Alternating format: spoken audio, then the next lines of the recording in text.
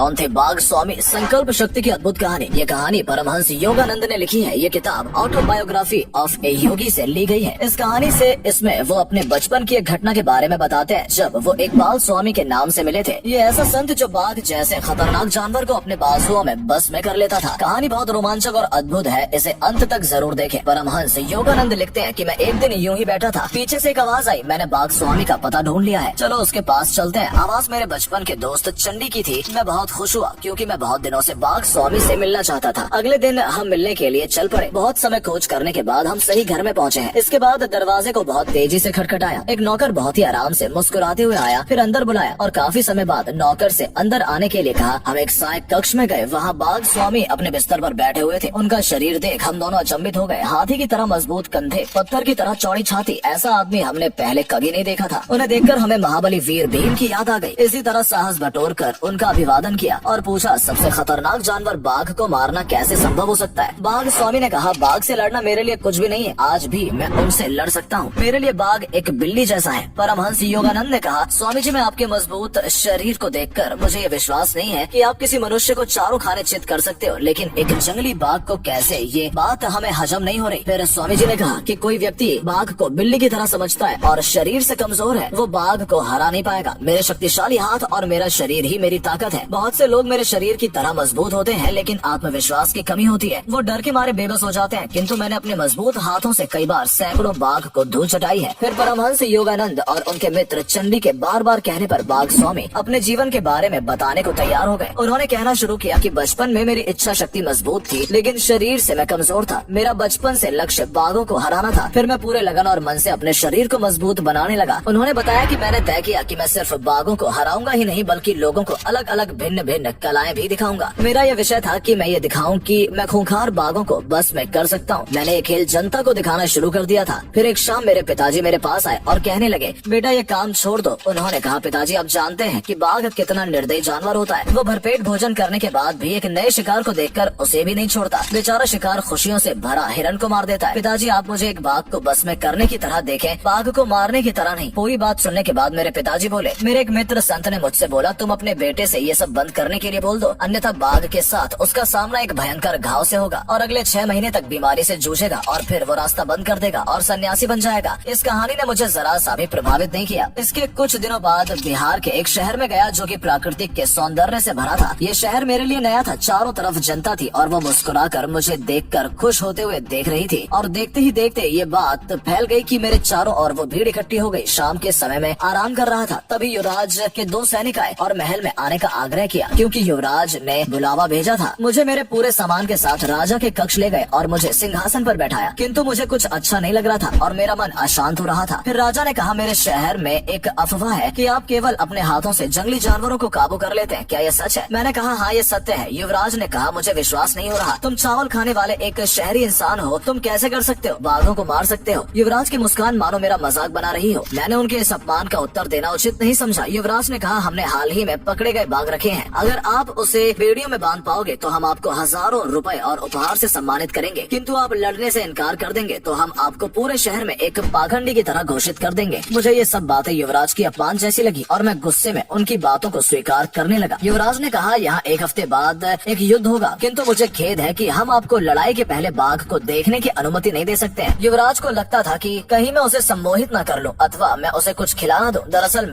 मुझे इन सब के बारे में ज्ञान न था। मैं राजमहल से बाहर आ गया। मैंने देखा कि मेरे साथ न ही सैनिक न ही युवराज थे। युवराज को तो छोड़ो, कोई एक नौकर भी मुझे बाहर छोड़ने नहीं आया। पता है क्यों? इस बार बाघ से लड़ने का दिल नहीं कर रहा था, किंतु मैं युवराज के शहर में था जहाँ पर मुझे न करते हुए भी करना पड़ा। यहाँ पर मुझे एक कहावत याद आ गई, जिसका डंडा उसकी भैंस। अगले दिनों मुझे अनेक कहानियाँ सुनने को मिल रही थी कि मेरे पिताजी की कही गई भविष्यवाणी भी धीरे धीरे लोगों में फैल गई थी और कुछ लोगों का मानना था कि एक पुष्ट आत्मा बाघ के रूप में है और वो रात के समय दान के रूप में रहती है और दिन में भेड़िए के रूप में आती है। दूसरी कहानियाँ ये थी कि बाघ द्वारा की गई प्रार्थना के फलस्वरूप बाघों का देवता का स्वरूप राज बेगम के भेष में आ गया है, जो कि सिर्फ मेरे लिए आया है। युवराज ने खुले मैदान की व्यवस्था की जिसमें हजारों लोग इसे देख सके। इसके केंद्र में राजा बेगम का पिंजरा था जिसमें राजा बेगम की दहाड़ सुनाई दे रही थी। उसे कम मात्रा में भोजन दिया गया क्योंकि युवराज चाहते थे कि उसका भोजन मैं बनूं। मैं मैदान में आ गया। मुझे देखकर बाघ बहुत जोर जोर से दहाड़ने लगा। इसके बाद मैदान में बैठे लोग तेज आवाज और तालियों से स्वागत करने लगे। उसके बाद वो पिंजरे से निकाला गया तो लोगों के मन में मेरे लिए दया दया भाव और भय का सन्नाटा छा गया, क्योंकि मैं बाघ के सामने एक बेचारे मेमने की तरह दिख रहा था। मैं आगे बढ़ा, किंतु बाघ तेजी से उछलकर मेरे दाहिने हाथ पर वार कर दिया। खून बहने लगा। आज जिंदगी में मुझे पहली बार इतनी गहरी चोट आई थी, और वो भी लड़ाई की शुरुआत में। मुझे उस संत की भविष्यवाणी सच मालूम हो रही थी, लेकिन मैंने फौरन अपने बाएं हाथ से उसके जबड़े पर वार कर दिया। वो थोड़ा शांत हुआ और फिर मुझ पर वार करने लगा, किंतु मैंने उसके सर पर वार किया। लेकिन मेरे खून की सुगंध ने न जाने बाघ पर क्या जादू कर दिया कि वो बीच बीच में अपना प्रहार तेज कर देता। कई बार बाघ मुझ पर भारी पड़ता था तो कभी मैं बाघ पर। फिर ये लड़ाई यूं ही चलती रही। मेरे एक हाथ पर चोट लगने के कारण मैं पूरा बल नहीं लगा पा रहा था, और बाघ धीरे धीरे मुझ पर हावी होने लगा, और लोगों ने शोर मचाया, बाघ को मार दो, क्योंकि लोग काफी भयभीत हो गए थे। मैंने अपनी पूरी ताकत से उसके सर पर वार किया और बाघ जमीन पर गिर पड़ा और ठंडा होकर एक जगह पड़ा रहा। राजा बेगम अंत में खत्म हो गया था। मैंने बाघ को बेड़ियों में बांधकर पिंजड़े में बंद कर दिया, लेकिन शैतान राजा बेगम किसी दानव की तरह फिर से उठा और मेरी पीठ पर झपटा और मेरा कंधा उसके जबड़ों में फंस गया। मैं जोर से नीचे गिरा, किंतु मेरे पलक झपकते ही उसे दबोच लिया और लगातार उसके जबड़े पर प्रहार करता रहा, और वो बाघ बेहोश हो गया। किंतु इस बार मैंने अच्छे से पिंजरे को बंद कर दिया, और फिर लोगों में हर्षोल्लास की चीखें सुनाई देने लगी। मैं बहुत ही गंभीर रूप से घायल पड़ा था, किंतु मैंने उस बाघ को हरा दिया। मेरे घाव पर मरहम पट्टी की गई और मेरा सम्मान किया गया, और मुझे हार पहनाए गए और सैकड़ों सिक्के मेरे ऊपर बरसाए गए। पूरे शहर में खुशियों की लहर दौड़ गई। इसके बाद मेरे में एक अलग ही बदलाव आ गया। उस पिंजरे से निकलने पर मैंने अपनी इच्छाओं का निर्वहन कर दिया था। फिर 6 महीने तक मैं मृत्यु से लड़ता रहा। इसके बाद मैं अपने पिता के पास चला गया और मन ही मन में उस संत को अपना गुरु बना लिया। और फिर एक दिन वही संत मेरे सामने आ गए। उन्होंने कहा, मेरे साथ आओ, मैं तुम्हें जंगलों में घूमने वाले अज्ञान पशुओं को अपने बस में करने के लिए सिखाऊंगा। दोस्तों, वीडियो पसंद आई हो तो उसे लाइक करें और अपने दोस्तों को शेयर करें। मिलते हैं अगले वीडियो में, तब तक के लिए बाय बाय।